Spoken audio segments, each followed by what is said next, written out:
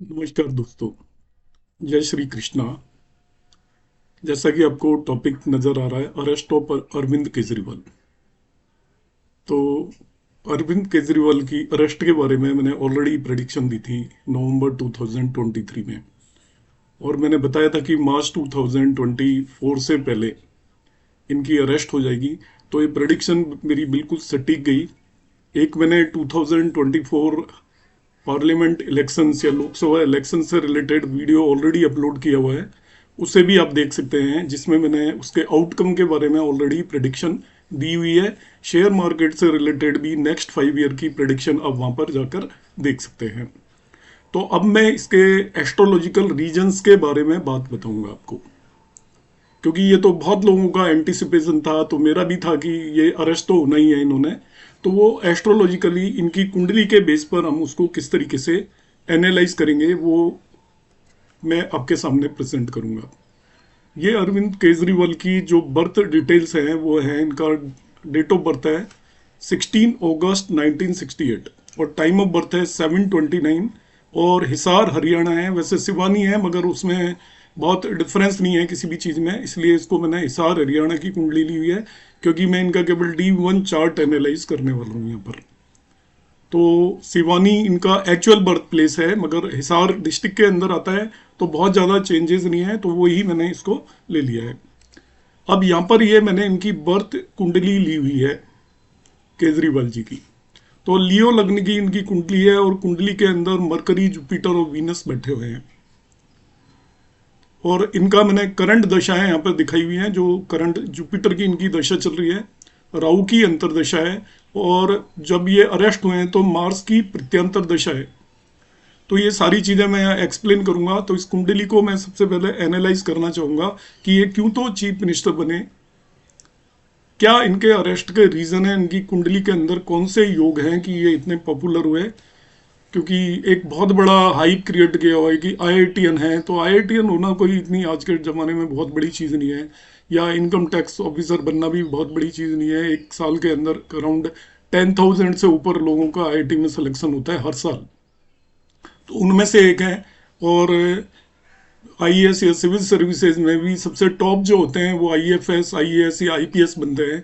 Income tax में जो लोग आते हैं वो थोड़ा और उनसे नीचे जो होते हैं वो इनकम टैक्स ऑफिसर्स बनते हैं। इसलिए हालांकि एक इनके अंदर बहुत बड़ी वो क्वालिटी है इनकी कुंडली के अंदर, जिसकी वजह से इन्हें सक्सेस मिली, मगर वो और भी मिल सकती थी। मेरा कहने का मतलब यह है कि आईआईटी में भी ये कंप्यूटर इंजीनियरिंग कर सकते थे, इनको मैकेनिकल इंजीनियरिंग करनी पड़ी, क्योंकि इनकी कुंडली में कुछ ना कुछ थोड़ी प्रॉब्लम है। इसी तरीके से इन्होंने जो कॉम्पिटिटिव एग्जाम दिया होगा वो सिविल सर्विसेज को माइंड में रख के दिया होगा, आईएएस बनने के लिए दिया होगा, मगर ये आईएएस नहीं बन पाए, तब ये इनकम टैक्स कमिश्नर बने। तो अब हम बात करने वाले हैं, सबसे पहला इनकी कुंडली का मैं एनालिसिस करता हूँ 2008 से, जब इनकी जुपिटर की दशा शुरू हुई थी।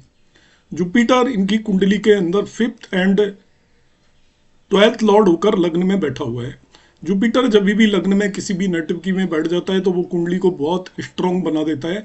तो इनकी भी कुंडली स्ट्रांग हो जाती है, क्योंकि वो लग्न में बैठा हुआ है, 5वें, 7वें और 9वें भाव को देख रहा है। तो जो भी आपका धर्म त्रिकोण है और जो मोस्ट इंपॉर्टेंट हाउसेज हैं, उन सभी पर जुपिटर का इन्फ्लुएंस है। तो 2008 में मैंने यहाँ पे मेंशन किया है, जुपिटर दशा के अंदर ये आपका फेमस हुए, पॉपुलर हुए। आपको सबको मालूम होगा, आरटीआई एक्टिविस्ट के रूप में इनका नाम आया था, और वो 2008 के आसपास आया था जब इनकी जुपिटर दशा हुई थी। उसका रीजन क्या है, जुपिटर लग्न के अंदर 10th लॉर्ड वीनस के साथ राजयोग बना रहा है, बहुत स्ट्रॉन्ग। ये बहुत ही स्ट्रॉन्ग राजयोग होता है। यदि लग्न में बन गया 10th लॉर्ड के साथ, तो वो नेम और फेम का राजयोग है। तो लग्न में त्रिकोण और केंद्र के लॉर्ड मिलकर लग्न में एक राजयोग बना रहे हैं। उसने इनकी जिंदगी में जैसे ही जुपिटर की दशा आई तो इनको नेम और फेम मिला, और आपका इनका ऑनर बढ़ा सोसाइटी के अंदर। साथ साथ में आप यहाँ पर नजर आएगा, आपको ध्यान से देखिएगा कि मरकरी जो कि 11th और सेकंड लॉर्ड है, वो 5th लॉर्ड के साथ भी लग्न के अंदर एक राजयोग बना रहा है, बहुत स्ट्रॉन्ग धनयोग बना रहा है। ये वन ऑफ द स्ट्रॉन्गेस्ट धनयोग है कि आपका 11th Lord and second Lord 5th Lord के साथ लग्न में बैठ जाए, मतलब सारे जो भी हाउसेस मनी से रिलेटेड है, धन से रिलेटेड है, उन सभी का कॉम्बिनेशन लग्न के अंदर आकर बन गया, तो बहुत स्ट्रॉन्ग यहाँ पर भी योग बन रहा है। फर्दर हम देखते हैं कि ये इन्होंने एक एजी एजिटेशन, या आपकी कह सकते हो कि एक बहुत बड़ा आंदोलन खड़ा किया था, और आंदोलन खड़ा किया था 2011 में। तो आंदोलन खड़ा करने के लिए 2011 में जब आप देखेंगे तब इनकी दशा थी जुपिटर एंड सैटर्न की। तो जुपिटर लग्न में बैठा हुआ है, 5th लॉर्ड है, 8th लॉर्ड है, और वो 6th और 7th लॉर्ड भी है। तो 6th और 7th लॉर्ड, तो ये पब्लिक अपीयरेंस जो होती है वो 7th लॉर्ड का उसके अंदर रोल होता है कि आप लोगों के बीच में आओगे। 2008 में ही ये आरटीआई एक्टिविस्ट के रूप में पॉपुलर हो चुके थे, मगर जो स्टेज पर जब अपीयरेंस होती है उसमें 7th हाउस का इन्वॉल्वमेंट होता है। तो आपको मालूम है जो अन्ना आंदोलन हुआ था वो आपका 2011 में हुआ था। तो इनमें जुपिटर सैटर्न की दशा थी, मतलब सैटर्न की अंतरदशा थी। तो सैटर्न ने इनको पब्लिक फिगर बनाया और ये स्टेज पर एक पॉपुलर फिगर बने। तो ये सारी चीजें ये कुंडली जस्टिफाई कर रही है। फर्दर क्योंकि इसमें 6th हाउस का भी इन्वॉल्वमेंट था, तो गवर्नमेंट के साथ इनका डिस्प्यूट हुआ, गवर्नमेंट एजेंसीज के साथ में डिस्प्यूट हुआ। Further he became chief minister in 2015। तो 2015 में जब एक चीफ मिनिस्टर बने थे तो जुपिटर मरकरी की दशा थी। आप देखिए जुपिटर मरकरी, तो जुपिटर मरकरी दोनों अगेन ये 5th लॉर्ड है, और मरकरी आपका 11th एंड 2nd लॉर्ड है, लग्न में जाकर बैठ गए, वीनस से भी कंजक्ट हो रहे हैं। तो मोस्ट इंपॉर्टेंट हाउसेस का कंजंक्शन है और लग्न के अंदर यहाँ पर बैठे हुए हैं, इसलिए यहाँ पर जुपिटर मरकरी की दशा में इनको धनयोग भी मिल रहा है और राजयोग तो यहाँ पर बन रहा है, क्योंकि वीनस का भी इन्वॉल्वमेंट है इस कंजंक्शन के अंदर।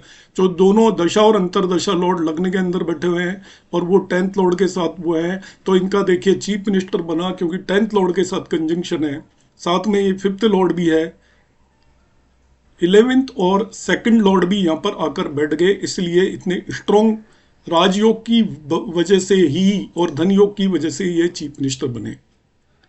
फर्दर हम देखते हैं राजयोग जुपिटर वीनस लग्न के अंदर है, हमें दिख ही रहा है, और भी योग की बात करते हैं हम।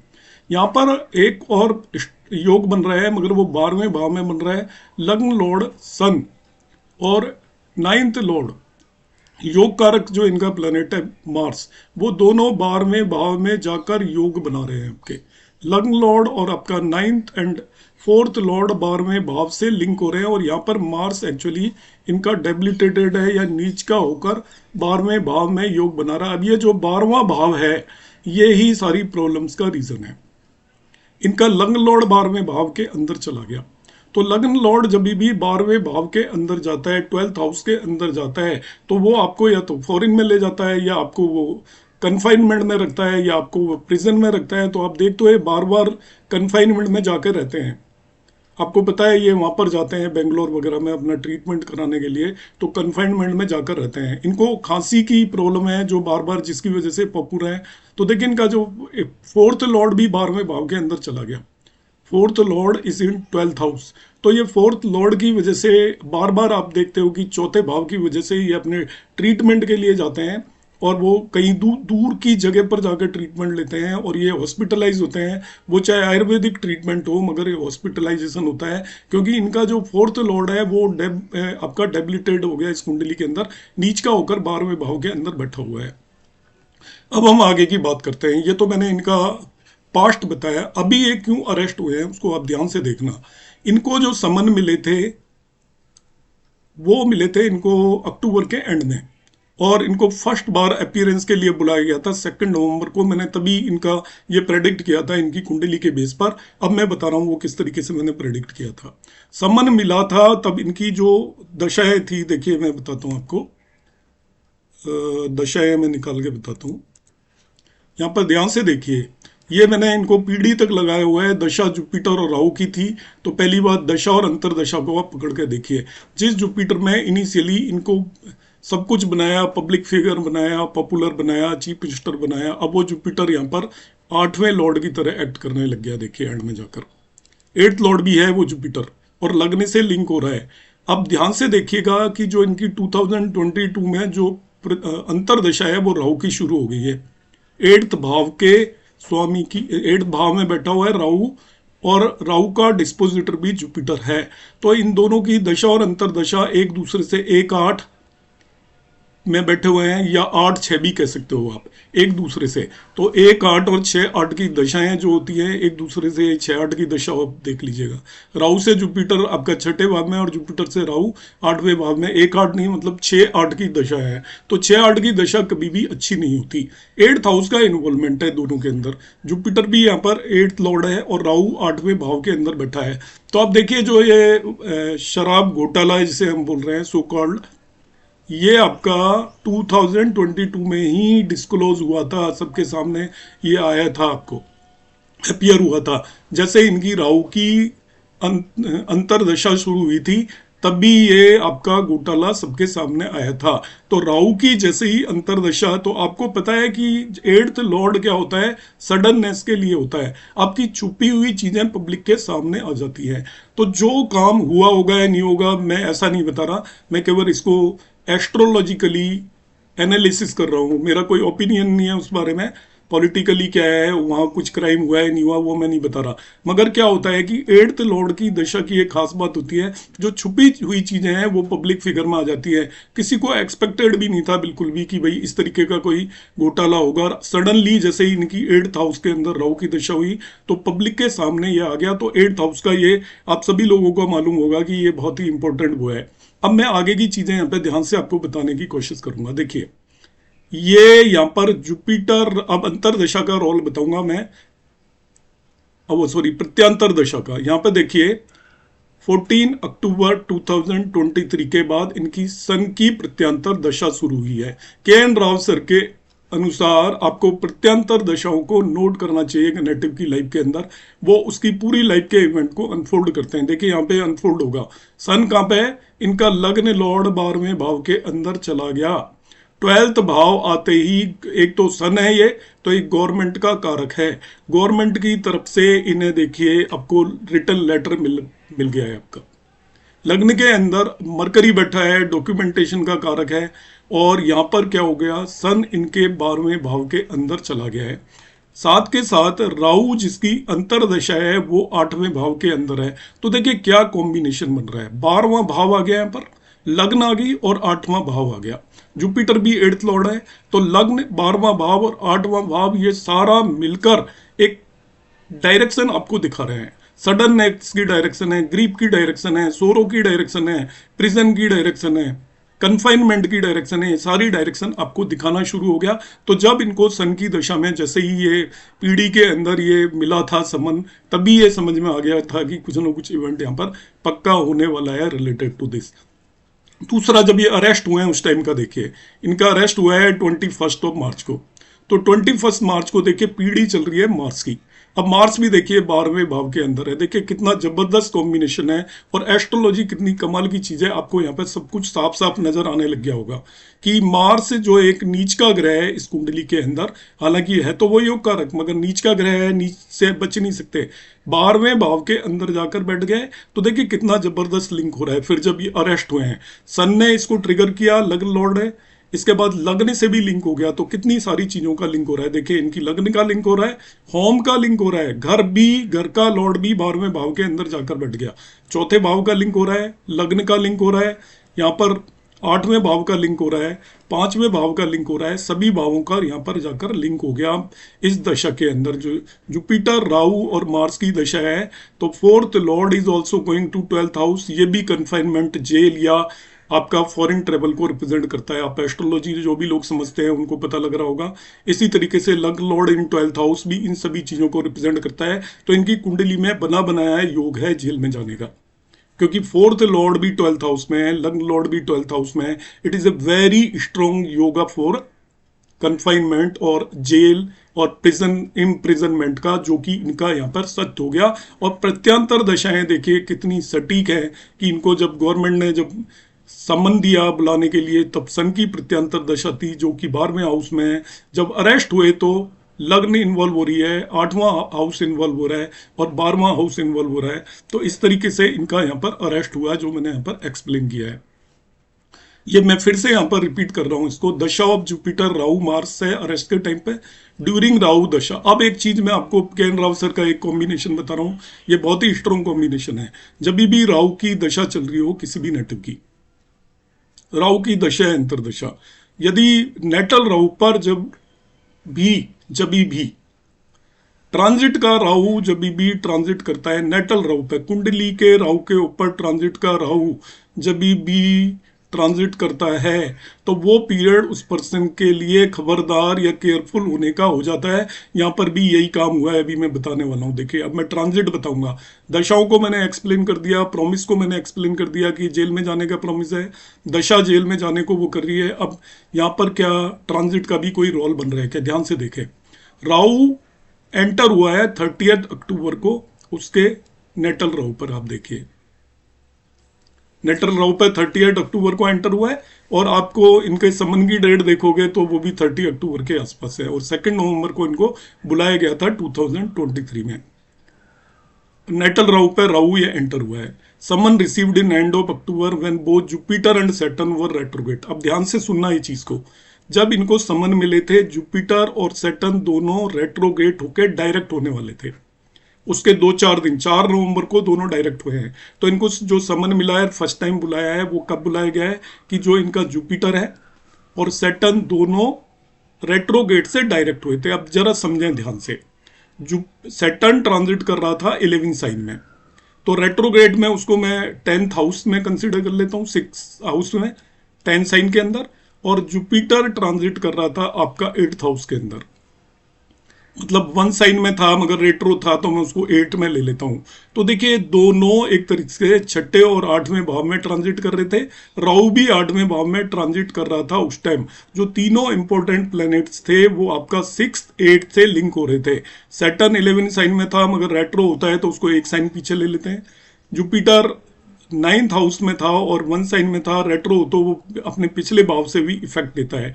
तो ये 6ठे भाव में रेट्रो मान सकते हैं, इसको हम 8वें भाव में मान सकते हैं जुपिटर को। और राहु यहाँ पे था ही।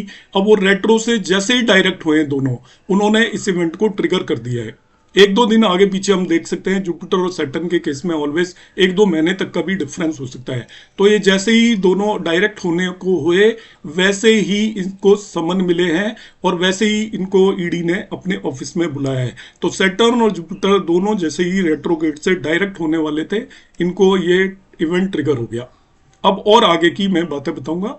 यहाँ पे क्या हुआ है, at the time of arrest दशा छिद्र है ये इनकी। जुपिटर की दशा खत्म होने वाली है और इनकी सैटर्न की दशा शुरू होने वाली है अप्रैल मंथ में, या शायद 30 मार्च को। तो दशा छिद्र ऑलवेज क्या करती है, अनप्रेडिक्टेबल इवेंट रिजल्ट देती है, और वो अपनी नेक्स्ट दशा से रिलेटेड रिजल्ट देना शुरू कर देती है। नेक्स्ट दशा शनि की है, जो कि इनके 6th हाउस का लॉर्ड है। तो वहीं डिस्प्यूट क्रिएट होना देखिए शुरू हो चुका है। पीडी ऑफ डेबिलिटेड मार्स है, आपको मैंने अभी बताया है, वो 12th हाउस के अंदर है। और ये जो डेबिलिटेड मार्स है, ये सर्प दृष्टिकोण में है। जब भी कोई भी प्लेनेट सर्प दृष्टिकोण में हो तो उससे रिलेटेड दशाएं ऑलवेज खराब जाने की पॉसिबिलिटी बहुत ज्यादा होती है। तो प्रत्यांतर दशा सर्प दृष्टिकोण के प्लेनेट की थी, जिसने कि ये इवेंट ट्रिगर किया। Saturn and Jupiter both expecting, दोनों देखिए, जब ये अरेस्ट हुए हैं तो सैटर्न 11 साइन में था, तो वो लग्न को एस्पेक्ट कर रहा है, और जुपिटर 1 साइन में था, वो भी लग्न को एस्पेक्ट कर रहा है। तो सैटर्न और जुपिटर दोनों लग्न को एस्पेक्ट कर रहे हैं।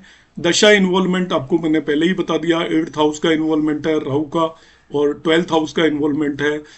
12th हाउस के अंदर मार्स है एक्चुअली, और 8th हाउस में राहु और जुपिटर दोनों यहाँ पर रिप्रेजेंट कर रहे हैं। कमिंग दशा of Saturn is showing dispute, disease, Saturn is debilitated, यहां पर देखिए नीच का हो रखा है सैटर्न ये, and vargottama, so it may give positive result after lot of struggle. ये इनके नवाज चार्ट में भी 1 साइन में वर्गोत्तम है, तो लेटर ऑन ये इनको कोई न कोई बेटर रिजल्ट दे सकता है। तो इस तरीके से मैंने आपको ये सभी तरीके से एक्सप्लेन किया है कि इस कुंडली के बेसिस पर अरविंद केजरीवाल का अरेस्ट मार्च मंथ में क्यों हुआ, क्योंकि दशाएं बिल्कुल उस चीज को वो बता रही हैं, कुंडली के अंदर प्रॉमिस बता रहा है। और जो राहु का एक्चुअली, ये जैसे ही राहु की इनकी पीढ़ी शुरू हुई है, राहु इसी 8th हाउस पर ट्रांजिट कर रहा है। और जब भी राहु की दशा किसी भी नेटिव की हो और दशा के टाइम पर राहु उस नेटल राहु के ऊपर ट्रांजिट करे, तो वो पीरियड में पर्सन को खबरदार हो जाना चाहिए। आपको मेरा ये एनालिसिस कैसा लगा? आप अपने विचार जरूर रखें। मैंने यहाँ पर अपनी तरफ से बहुत सारी चीज़ों के बेस पे एक्सप्लेन करने की कोशिश की है। कुछ चीज़ें छूट गई होंगी और बीच में हो सकता है मैं कहीं कोई सेंटेंस मिस कर गया हूँ या गलत कर गया हूँ, तो आप अंडरस्टैंड कर सकते हैं। आप अपने व्यूज़ भी ज़रूर मेरे इस चैनल पर कमेंट बॉक्स में दे सकते हैं। नमस्कार, धन्यवाद, जय श्री राम।